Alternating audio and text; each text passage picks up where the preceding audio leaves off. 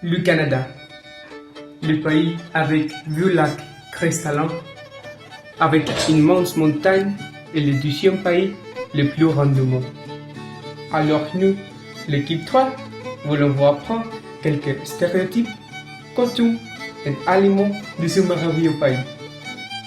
Dans cette vidéo, nous vous expliquerons quelques faits curieux sur notre voisin du Nord, le Canada.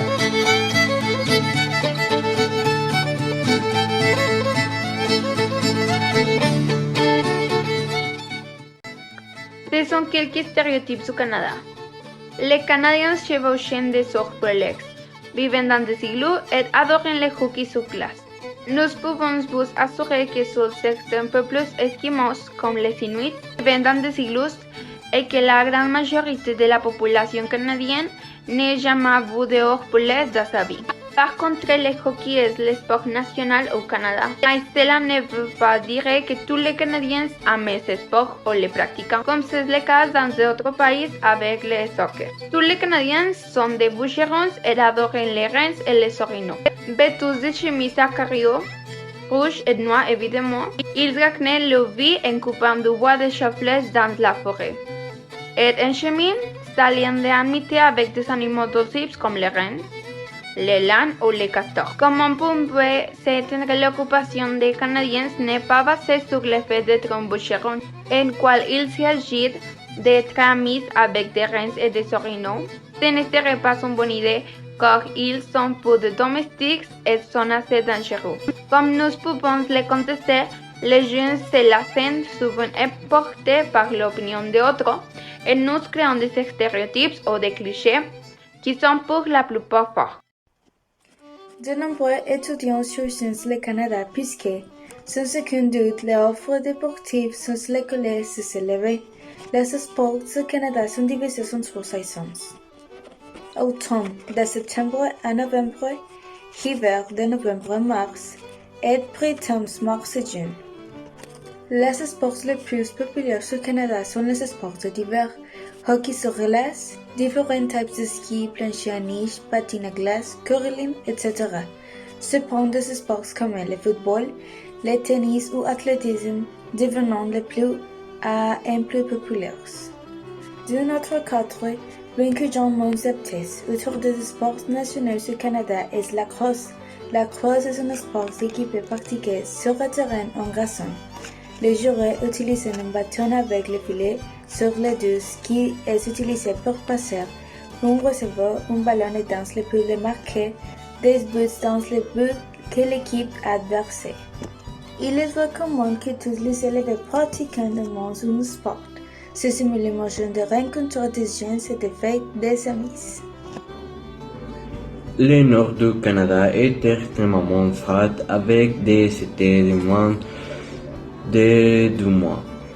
Mais presque tous les Canadiens vivent près de la frontière sud du pays, où le climat est plus chaud. Le climat de la région de Vancouver sur la côte ouest du Canada est pluvieux et tempéré. Il neige rarement sauf dans les montagnes. Les températures maximales en été sont d'environ 22 degrés Celsius et celles en hiver d'environ 7 degrés Celsius. Il pleut presque la moitié des jours en hiver à Vancouver, mais le soleil est beaucoup plus présent en été. Le climat près de Toronto est continental. Les hivers sont froids et neigeux, tandis que les étés sont chauds et humides. Bonjour, je suis Juan Carlos et je vais parler d'un stéréotype du Canada. Nous sommes tous au sujet du sirop d'érable. Bien sûr, le Canada est connu pour quelques plats savoureux comme la poutine et les bananes, mais s'il y en a un dont les Canadiens ne peuvent pas se passer, c'est le sirop d'érable. Le Canada est le plus grand exportateur mondial de produits à base de sirop d'érable.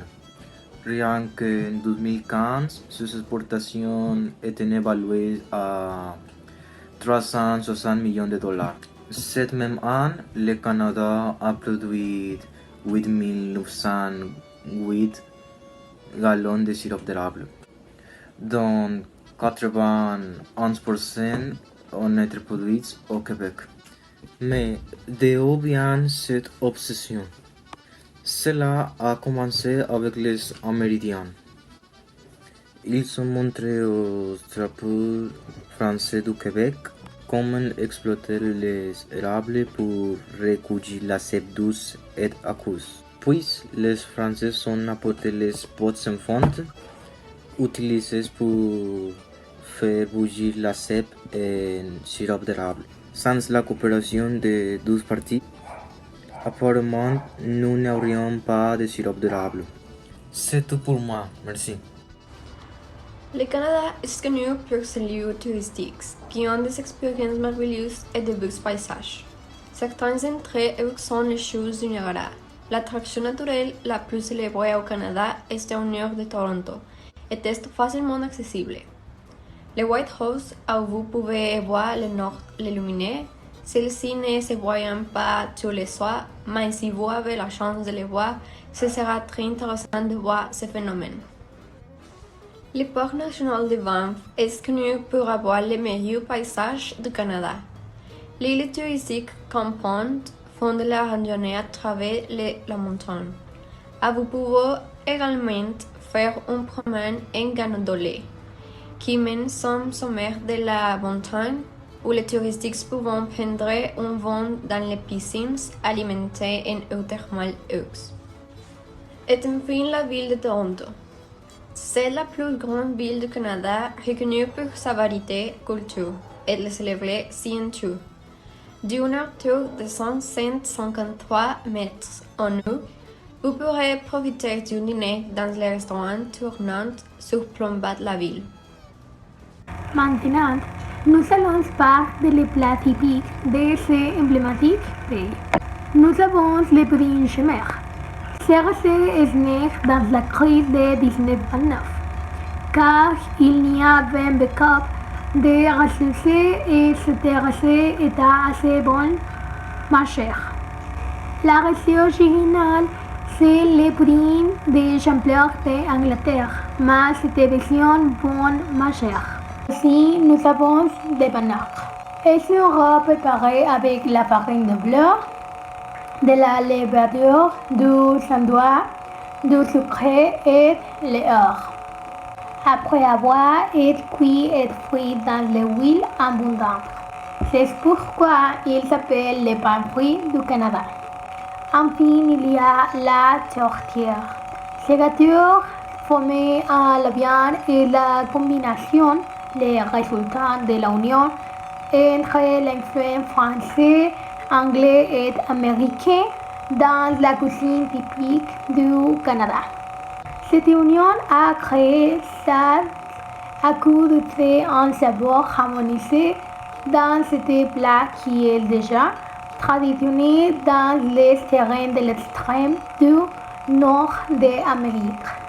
Les dates où vous trouvez le plus de plats sont à la fin d'année et à Noël.